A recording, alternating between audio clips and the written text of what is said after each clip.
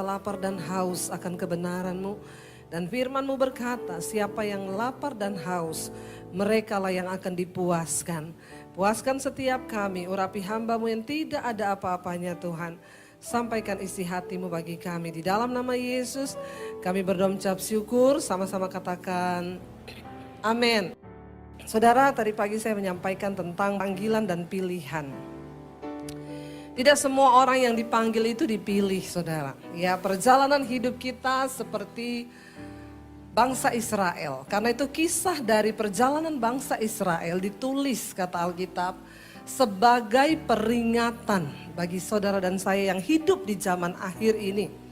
Yang menjadi peringatan bagi kita, Tuhan memanggil mereka dari Mesir, dari tanah perbudakan, untuk menuju ke satu tempat, yaitu tanah perjanjian, tanah yang penuh berkat. Tetapi semua yang keluar dari Mesir itu mati di padang gurun, kecuali Yosua, Kaleb, dan Musa yang diizinkan Tuhan untuk masuk, kecuali Musa tidak masuk. Yang selanjutnya hanya yang berusia 20 tahun ke bawah yang boleh diizinkan masuk ke tanah perjanjian. Tidak semua yang dipanggil itu bisa menjadi terpilih. Karena itu Yesus berkata, banyak yang terpanggil tapi sedikit yang terpilih. Tidak semua orang Kristen itu akan masuk surga. Katakan bersama. Maksudnya amin. Enggak usah panjang-panjang, saudara. Tidak semua orang Kristen akan masuk surga. Katakan amin, ya. Saudara, kenapa? Karena hanya mereka yang sungguh-sungguh melakukan kehendak Tuhan dalam hidupnya yang akan masuk sampai ke tujuan di dalam kekekalan. Sorga itu bukan barang murahan. Ya, sorga itu bukan sesuatu yang mudah, saudara. Dan kita bersyukur kita hari ini semua saudara dan saya dipanggil dan juga dipilih oleh Tuhan. Karena kita sudah terpanggil, maka kita harus menjadi terpilih. Dipanggil itu anugerah. Tapi menjadi orang yang terpilih itu adalah perjuangan kita bersama. Semua Israel terpanggil keluar. Tapi pada akhirnya yang dipilih menjadi orang-orang yang boleh masuk hanya mereka yang taat kepada Tuhan. Mari kita lihat bersama 2 Petrus pasal yang pertama ayat yang ketiga. Kalau saudara lihat judul perikopnya adalah panggilan dan pilihan Allah. Ayat yang ketiga berkata di sana begini, saudara, kita baca sama-sama ya ayatnya. Karena kuasa ilahinya telah menganugerahkan kepada kita segala sesuatu yang berguna untuk hidup yang saleh. Oleh apa? Pengenalan kita akan Dia yang telah memanggil kita oleh kuasanya yang mulia dan ajaib. Ayat ini berkata karena kuasa ilahinya. Kuasa ilahi yang diberikan kepada Kristus, Dia telah menganugerahkan kepada kita segala sesuatu yang berguna untuk apa? Hidup yang saleh. Karena sebelum dipanggil kita ini semua hidupnya salah. Tapi ketika dipanggil mengenal Yesus, hidupnya jadi saleh. Tapi semua kita yang dibenarkan harusnya kita menjadi saleh. Oleh apa, saudara? Dikatakan di sana, oleh pengenalan kita akan Tuhan. Banyak orang mengaku Kristen tetapi tidak mengenal Tuhan dengan benar. Tidak mengenal jalan Tuhan. Bagaimana mungkin ya membaca saja aku sulit. Kita nggak pernah baca Alkitab.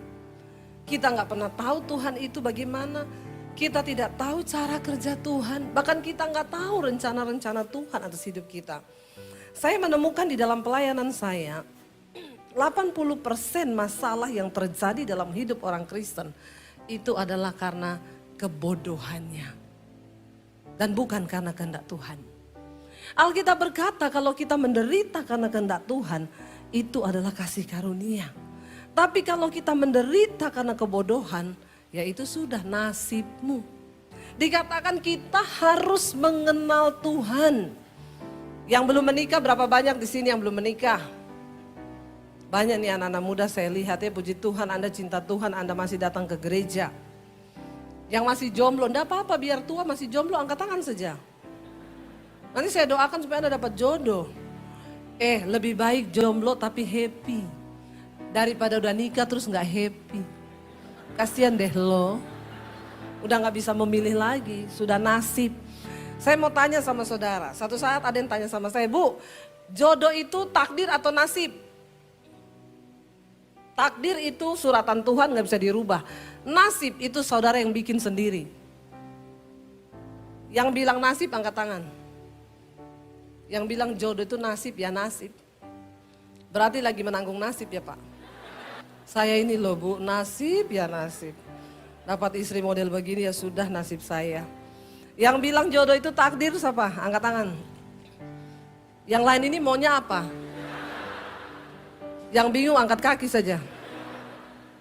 Orang itu kalau nggak mau jawab biasanya sombong. Karena dia takut salah. Nggak apa-apa saudara. Saudara benar, saudara salah tidak dapat sepeda juga.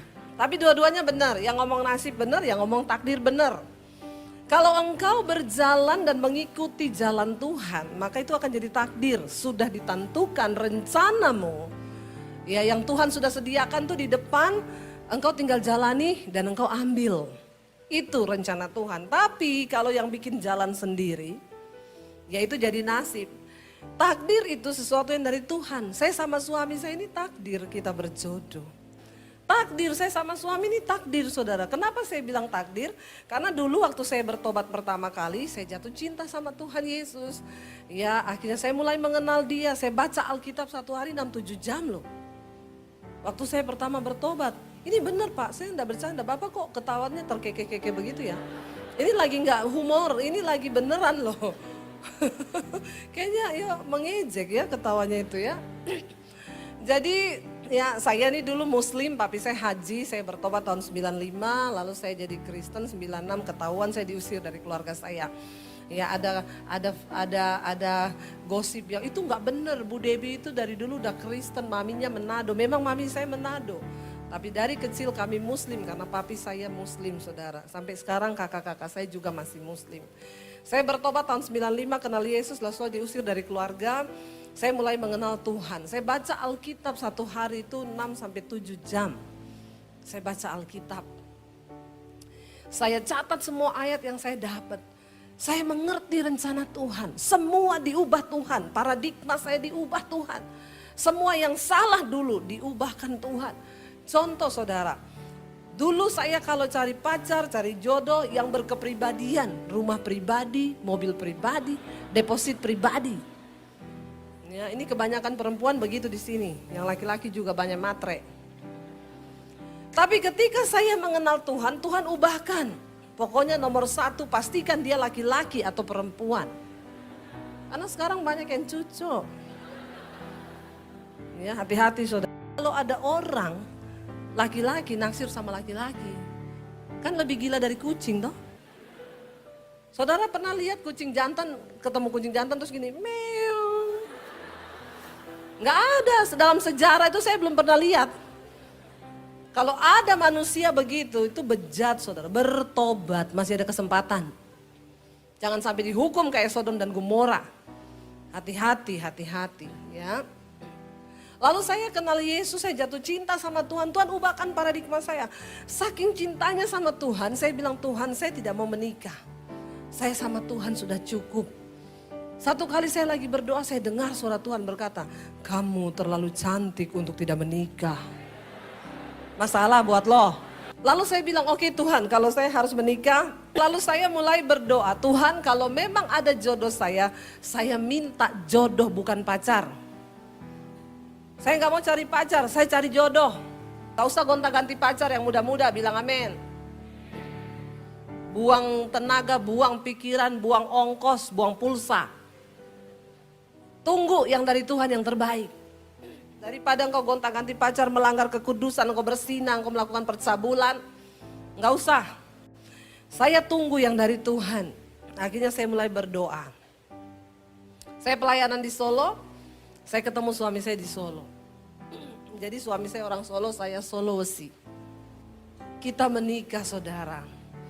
Itu aja yang seimbang loh. Saya sudah cari berdasarkan pengenalan saya akan Tuhan. Saya tahu jangan kamu berpacaran dengan yang tidak seiman, apalagi tidak seimbang. Saya melayani Tuhan, saya cari cowok yang melayani Tuhan. Saya tidak mau sama cowok yang merokok. Seganteng apapun kalau merokok ke laut. Kalau aja kau. Jadi saya sudah memang itu target saya. Yang wanita-wanita jangan kau mau sama pria yang merokok. Putus saja kalau pacarmu merokok, bilang amin. Gak usah tanya kenapa bu, ya tanya lagi kenapa bu. Orang Kristen emang gak masuk surga kalau merokok. Jangankan ke surga, di pom bensin saja kau tidak diterima. Apalagi kau ke surga. Tepuk tangan. Buat yang merokok ini bertobat. Betul nggak? Satu sekali saya khotbah begini, saudara, ada orang Ambon, saya pulang gereja. Saya mau keluar dari gereja itu ke parkiran, dikejar sama orang Ambon. Orang Ambon ini kan sangar toh. Seng makan mati, makan seng juga mati. Dia kejar saya. Ibu pendeta, ibu pendeta. Saya bilang, iya pak, kenapa ya? Biasa aja manggilnya pak. Hei, ibu tadi khotbah soal rokok toh? Saya bilang, iya kenapa pak? Saya itu, beta itu paling tidak senang kalau ada pendeta khotbah-khotbah rokok. Kenapa? Masalahnya apa? Emang pendeta yang saya minta uang pendeta buat beli rokok? Enggak, bapak ini masalahnya apa? Tapi tadi ibu pendeta ada bilang toh, di pom bensin saya tidak diterima, apalagi di surga. Beta pikir-pikir betul itu ibu pendeta. Jadi memang seringkali khotbah tuh gak usah pakai bahasa-bahasa tinggi. Kita ngomong begitu orang nangkep loh. Jadi ibu pendeta tadi waktu beta dengar itu, beta pikir-pikir betul. Jadi sekarang beta ambil keputusan, beta mau berhenti rokok hari ini ibu pendeta. Terus, ibu bisa tumpang tangan akan beta atau kasih tips supaya beta berhenti merokok. Saya bilang saya tidak bisa tumpang tangan untuk berhenti merokok, tumpang kaki bisa pak. Atau kasih tips ibu pendeta apa yang beta mesti lakukan. Gini pak, bapak kalau merokok mau berhenti itu pasti iblis gak suka. Nanti iblis bujukin bapak lagi, ambil lagi rokok, beli lagi rokok. Gak apa-apa beli aja pak. Terus hidupin pak. Terus waktu mau gini puter, apinya taruh bibir. Saya jamin bapak lakukan tuh sehari 3 kali. Maka kau pasti berhenti, kenapa? Bibirmu melepuh. Amin. Mending kena api rokok daripada api neraka. Jadi wanita-wanita jangan pacaran sama pria merokok. Ya, karena wanita super itu hanya buat pria super. Bilang amin dong yang wanita-wanita ini. Tidak merasa super kau. Engkau telah ditebus, harganya lunas dibayar. Dan hidupmu adalah milik Kristus. Katakan. Akhirnya saya mulai berdoa, Tuhan pertemukan saya dengan yang terbaik. Lalu kami ketemu di gereja. Tempat yang sangat kudus untuk ketemu jodoh. Memang sebaiknya Anda ketemu jodoh itu di gereja. Bukan hanya di gereja, kami sama-sama melayani Tuhan. Saya pikir kalau berantem nanti pasti gini, haleluya kau. Puji Tuhan kau. Kalau marah udah mau marah banget, bahasa roh, saya pikir dulu begitu tuh. Ketemu di gereja hamba Tuhan saudara. Ya kita akhirnya berjumpa lalu kita menikah. Ya saya bilang sama dia, bagi saya pernikahan itu esensinya di pemberkatan bukan resepsi. Jadi gak usah pesta-pesta besar apalagi pinjam-pinjam uang utang buat menikah. Kalau engkau menikah utang gak usah nikah. Bilang amin. Gak ada duit pesta di rumah aja kalau perlu makan Indomie. Yang penting gak utang. Tuhan gak tertarik dengan pesta-pesta. Orang zaman sekarang, pencitraan. Foto pretwet.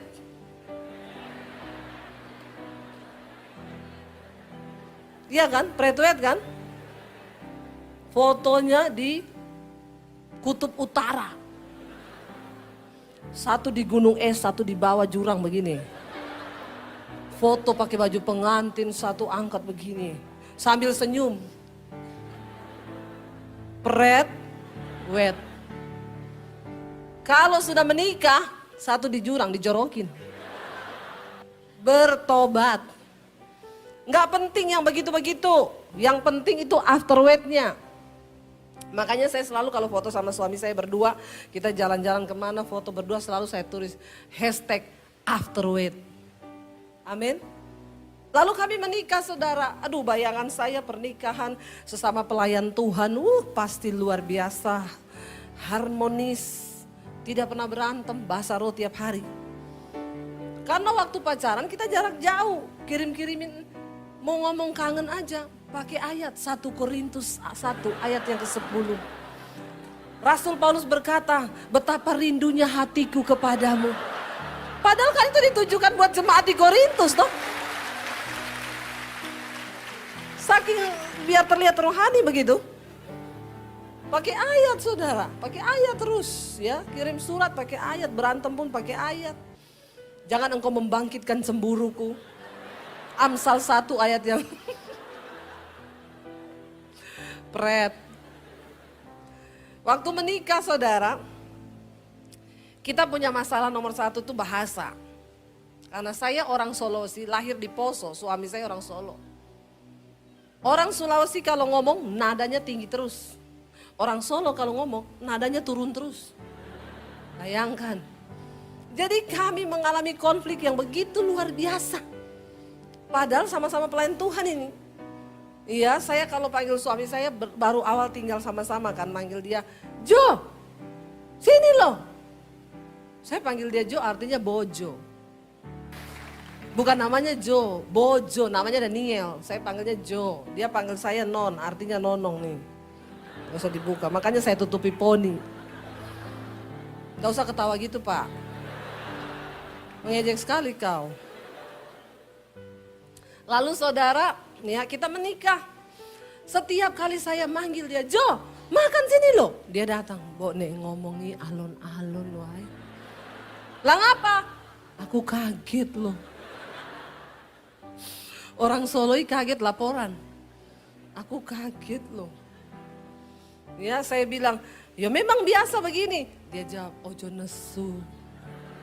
Ini tuh ndak nesu, ini biasa. Tapi nadamu tuh nesu. Ora. Stres saudara saya. Berulang-ulang tiap hari mbok kowe iki ngomong Jawa lo say. Saya bilang saya ini besar puluhan tahun di Sulawesi. Nggak bisa saya suruh ngomong Jawa. Bilang oh iso. Lalu dia kasih saya tips gini loh, gini. Nek kowe itu meh ngomong Jawa, nada belakangnya turun. Orang Sulawesi ngomong nada belakangnya stres enggak? Jadi saya harus mengingat-ingat setiap kali manggil dia, Jo ayo mangan. Akhirnya besok keceplos lagi, Jo anu. Mbok kowe iki lho aku kaget. Nek aku kena serangan jantung piye lho. Saya bilang ya wes berarti waktunya. Aduh saudara saya bayangkan ya itu pernikahan ya. Kita tiap hari cuma ngomong soal bahasa ribut. Sampai hari ini kadang masih keceplosan kalau saya bilang, itu anu. Bora sana nesu, iki ndak ada su. Sampai akhirnya saya belajar nuruti dia. Ya udahlah saya bilang ya udah. Aku tahu ku takkan bisa jadi seperti yang engkau minta. Namun selama nafas berhembus aku kan mencoba menjadi seperti yang kau minta. Pret. Pret. Berusaha berubah saudara, tapi bukan yang sesuai firman si ini ya. Saya itu stres saudara. Ya, sampai akhirnya saya tantang dia, coba kowe, coba kamu ngomong nada Sulawesi. Naikkan nada ujungnya, bisa enggak? Setengah mati juga dia. Lah makanya saya juga begitu. Sampai hari ini saya menikah 21 tahun, enggak cocok terus kita berdua. Apa yang mencocokkan kami cuma satu, firman Tuhan. Kenapa engkau perlu punya pengetahuan kepada firman, mengenal Tuhan, karena itu yang akan membuat kita cocok. Sekarang kami kembali ke firman aja, ngikuti maunya dia, maunya saya, nggak pernah selesai.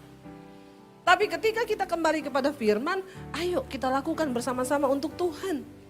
Ya, kalau enggak saudara, hancur rumah tangga kita berantakan. Awal-awal menikah saya layani dia dengan luar biasa. Karena kami masih bulan madu, masih madu semuanya. Madunya masih banyak. Bulan madu 1 tahun 2 tahun. Saya ini orang Sulawesi, akhirnya mulai hamil, punya anak. Anak baru 1 tahun hamil lagi, kebetulan kita kejar tayang. Jadi 1 tahun hamil, 1 tahun hamil ya. Saya nggak pakai pembantu, saya urus anak 3 dengan tangan sendiri. Kalau sekarang orang anak 1, babysitter 3. Bertobat loh ya, bertobat. Jangan bangga, kalau kau siap menikah, siap urus anak wanita-wanita, amin. Ya jangan cuma kasih suster yang urus, kau yang urus dengan tanganmu sendiri. Ya, urus anak, ya. Saya tuh kadang sebel loh. Saya pernah lihat di kolam renang tuh mamahnya main handphone terus. Anak satu, babysitter 3. Yang bawain makanannya satu, yang dorong gerobak satu, yang bawa tas pakaian satu. Mamanya main game, main handphone. Susternya bilang, Bu ini kasih makan, kasih makan, kasih makan. Makanya nih yang pria-pria hati-hati kau kalau mau menikah. Cari istri yang takut Tuhan. Amin. Yang pinter masak, pinter urus anak, bisa ganti gas. Gak bener. Tanya dulu pacarmu bisa ganti gas gak?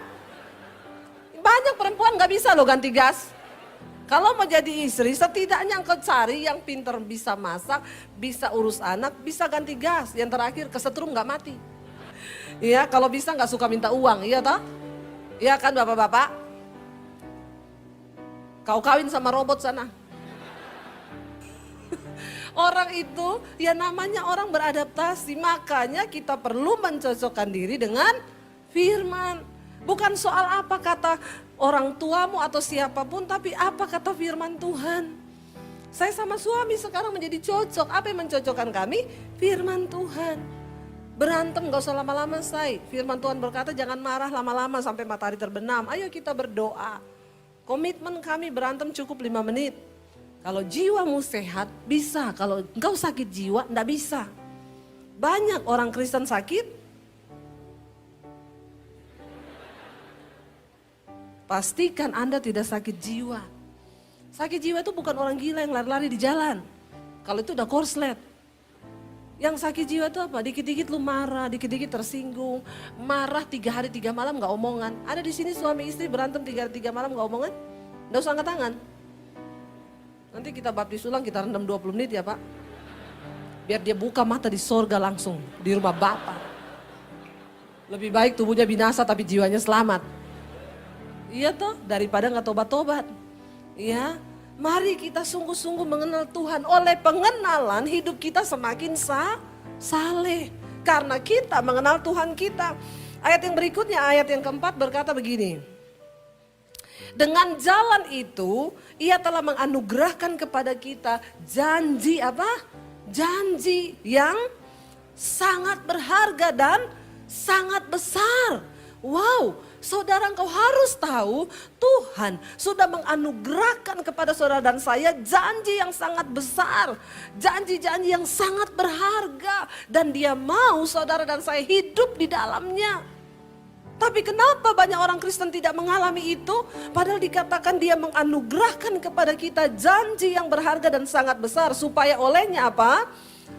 Oleh janji-janji itu kamu boleh mengambil bagian dalam kodrat ilahi dan luput dari hawa nafsu duniawi yang membinasakan dunia. Saudara, waktu engkau mengenal Tuhan dengan benar, engkau tahu apa yang dia janjikan. Engkau tahu apa yang dia beri bagi kau. Dan kita diberi kodrat baru, yaitu kodrat ilahi. Waktu engkau hidup dengan kodrat ilahi ini, setan takut sama engkau. Jadi bukan orang yang berdiri di mimbar ini yang setan takut. Bukan yang melayani Tuhan. Bukan WL, singers, pemusik, bukan pengkhotbah. Sekalipun kita ada di mimbar, kalau hidup kita tidak kudus dan tidak melakukan kebenaran, maka setan gak takut. Makanya setan bilang, biarin aja gerejanya penuh, gak apa-apa. Biar gerejanya penuh. Kenapa? Karena hawa nafsu dagingnya, dia tetap hidupi. Selama mereka gak melakukan firman, setan bilang, biar aja gerejanya penuh. Saya ditanya orang satu kali, Bu, Ibu kalau pelayanan di kota besar, sering gak ada yang kerasukan Bu kalau lagi ibadah? Saya ingat-ingat hampir nggak pernah memang, tapi kalau pelayanan di desa itu banyak saudara lagi pujian kerasukan, teriak kemarin di Manado saya lagi naikkan pujian, ada yang teriak, wah, bak menggelepar jatuh. Tapi di Jakarta ini, di gereja-gereja besar di kota itu memang jarang, dulu pernah ada, lagi pujian jatuh menggelepar, saya lari mau saya doakan tuh pelepasan, istrinya bilang nggak usah Bu, kenapa? Epilepsi.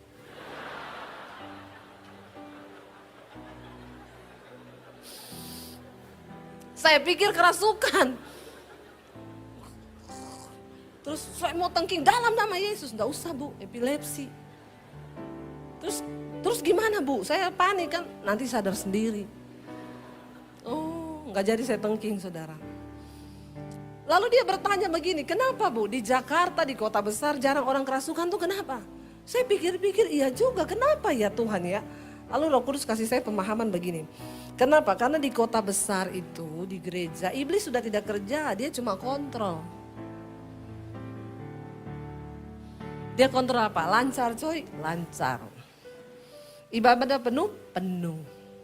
Kontrol dia. Setan bilang gini, gak usah kerja. Kenapa? Mereka itu dagingnya, hawa nafsunya udah gede. Gak perlu lagi kita kerja di kota besar. Setan stres di kota besar. Dia gak ada pekerjaan, dia nganggur. Kata setan, saya sembunyi aja di gudang tua, dicari pakai kamera. Buat konten. Buat konten. Sekarang konten tentang setan laku keras, ditonton jutaan orang. Ya, kata setan memang sudah nggak ada harga diri kita ini. Dicari loh saudara, setan nggak ditakuti malah di syuting sekarang itu. Ya lihat, banyak kan tayangan-tayangan setan sekarang ditonton. Kata setan, Tuhan saya udah nggak mau jadi setan. Tuhan bilang kenapa? Manusia lebih setan dari setan. Jangan tepuk tangan Pak.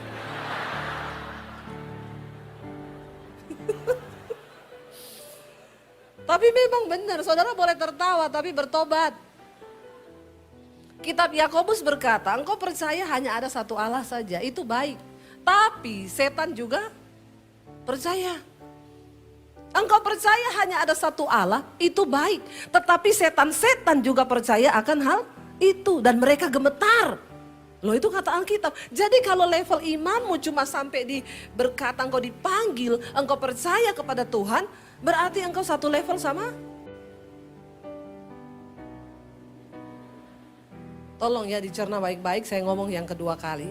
Tolong dijawab. Alkitab berkata, engkau percaya hanya ada satu Allah saja, itu baik. Tapi setan juga percaya, berarti levelnya setan, imannya percaya. Nah kalau saudara cuma sampai dipercaya saja levelnya, berarti satu level sama? Gak usah melotot sama saya. Setan. Ya, malah sekarang tuh banyak setan lebih rohani loh. Satu kali ada pendeta lewat di kuburan saudara, tiba-tiba ada kuntilanak keluar. Pendetanya kaget takut, dia teriak, setan, lari dia. Kuntilanaknya lihat di pendetanya ngomong ini, darah Yesus. Kenapa saudara? Harusnya kan pendeta kalau lihat setan ngomongnya apa? Harusnya kan teriak darah Yesus. Ini tidak, malah dia setan, lari dia. Makanya kuntilanaknya bilang darah Yesus. Hati-hati, jangan sampai setan lebih rohani. Ya, kata kuntilanak begini, saya sekarang sudah tidak muncul lagi di kota-kota. Kenapa? Banyak saingan. Kalau saya, kata kuntilanak, baju saya panjang, bolongnya satu tok di belakang. Kalau orang Kristen, udah bajunya pendek, bolong di mana-mana. Jadi kata kuntilanak, Eka bingung, yang setan Eka apa ye? Kuntilanak zaman now berubah jadi pelakor, perebut laki orang, jadi simpenan. Di sini nggak ada yang ngaku. Bertobat ya saudara, jangan engkau menyerahkan dirimu kepada kenajisan dan percabulan. Banyak cewek-cewek itu kepengen nggak kerja, tapi punya apartemen, punya mobil, ya dikasih apartemen, dikasih mobil sama sugar daddy. Bapak-bapak manis kan, kalau udah tua jadi daddy sugar, bapak-bapak diabetes. Jadi bapak-bapak jangan sombong kau. Udah tua sok gaya-gayaan beliin cewek muda apartemen, mobil. Lu pikir dia cinta sama lu? Ngaca. Ya dia juga punya pacar. Saya tuh paling jengkel saudara. Ada ibu-ibu konseling sama saya itu, bu suami saya. Dulu dari miskin, dari nol kami merintis berdua. Punya duit sekarang simpen perempuan yang satu usia sama anaknya. Dia pikir itu perempuan cinta sama dia ya karena uangmu.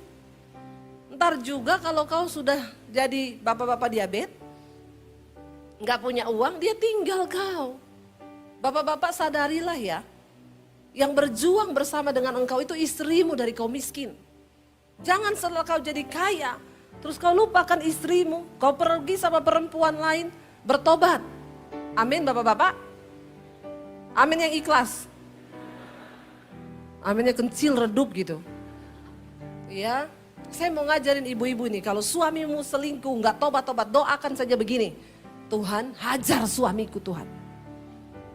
Ya, hajar suamiku dengan caramu Tuhan, supaya dia bertobat. Satu kali ada ibu-ibu datang sama saya, Bu, suami saya selingkuh, doakan Bu. Sudah Bu, tapi nggak tobat-tobat. Ibu doanya gimana? Tuhan jamah suamiku supaya bertobat. Ganti doanya Bu. Gimana Bu Debbie? Tuhan hajar suamiku. Jadi enggak apa-apa doa begitu, enggak apa-apa. Enggak dosa ya Bu, enggak. Suaminya pulang, dia bilang, saya sekarang berdoa buat kamu, Bu Debbie ajarin saya berdoa. Doa apa? Tuhan hajar suamiku. Marah suaminya, dia cari nomor telepon saya. Tiba-tiba saya ditelepon, halo ini dengan pendeta Debbie Basir. Iya Pak, ada apa dari mana? Kau pendeta macam apa?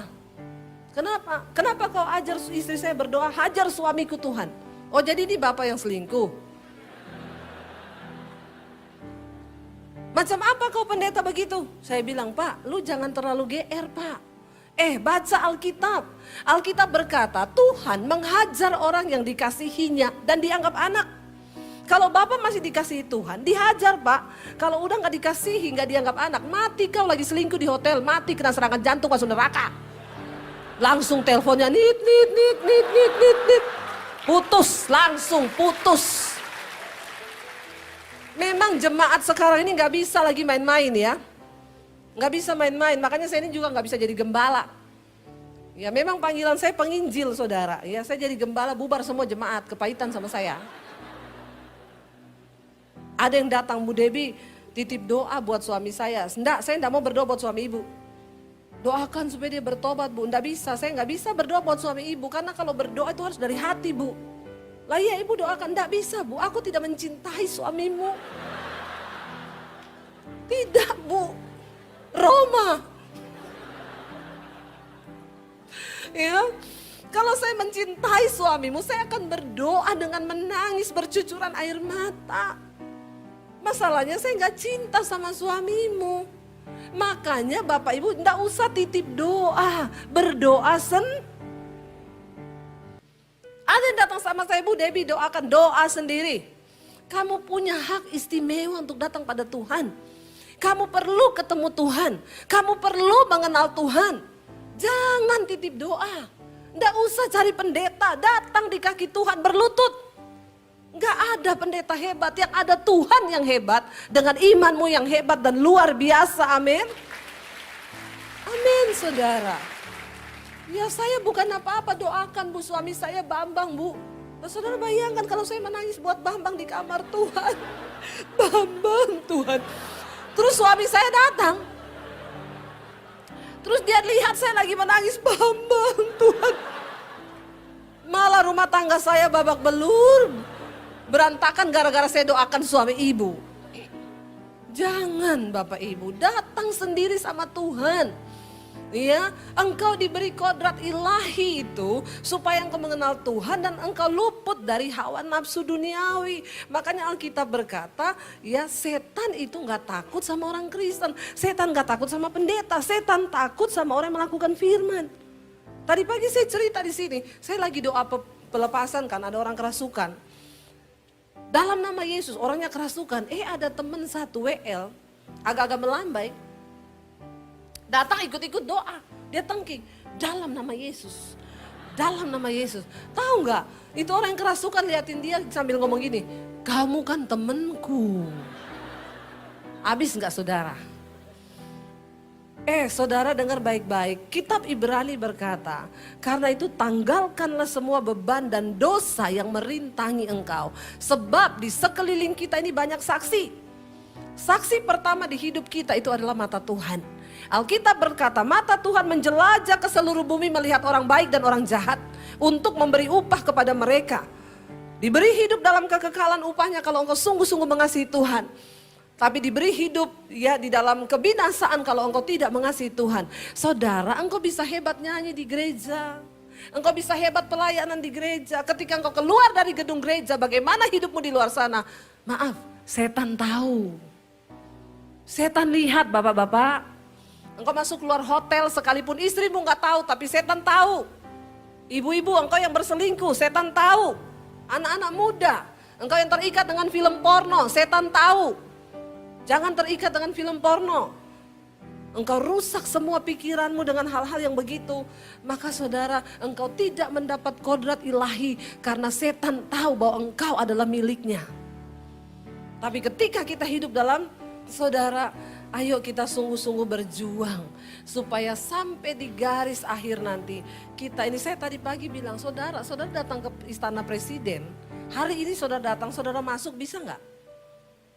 Nggak bisa, ada persyaratan, ada syarat yang harus saudara ikuti supaya saudara bisa masuk. Saudara, sorga itu lebih mulia, lebih dari istana presiden. Bukan sembarang orang bisa masuk ke sana. Hanya mereka yang terpilih, yang memakai kodrat ilahi itu, yang luput dari hawa nafsu duniawi, yang bisa masuk ke sana. Saudara baca saja ya di sana, nanti saudara lanjutkan sendiri di rumah karena saya sudah habis waktu. Ayat yang kelima dikatakan, justru karena itu kamu harus dengan sungguh-sungguh berusaha menambahkan kepada imanmu kebajikan, kepada kebajikan pengetahuan, ya kepada pengetahuan penguasaan diri, kepada penguasaan diri ketekunan, kepada ketekunan kesalehan, dan kepada kesalehan kasih akan saudara-saudara, kepada kasih akan saudara-saudara, kasih akan semua orang. Ayat 8 berkata begini saudara, sebab apabila semuanya itu ada padamu dengan apa?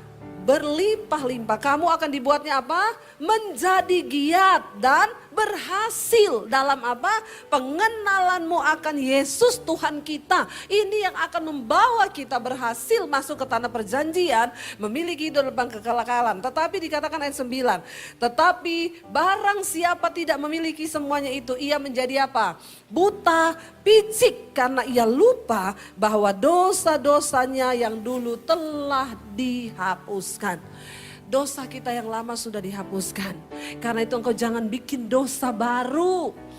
Tidak ada berkata bahwa sekali selamat tetap selamat. Kerjakan keselamatanmu dengan takut dan gentar. Sebab iman tanpa perbuatan adalah iman yang mati. Supaya kita semua nanti ketemu ketika Tuhan Yesus datang kembali. Kita dipanggil masuk ke dalam kerajaan Tuhan yang mulia. Tanggalkan dosa dan mari kita menjadi pelaku-pelaku firman. Mari tutup mata dalam hadirat Tuhan saudara. Ambil waktu ini dan bilang, Tuhan, kami mau berusaha dan sungguh-sungguh untuk memiliki pengenalan yang benar akan Tuhan.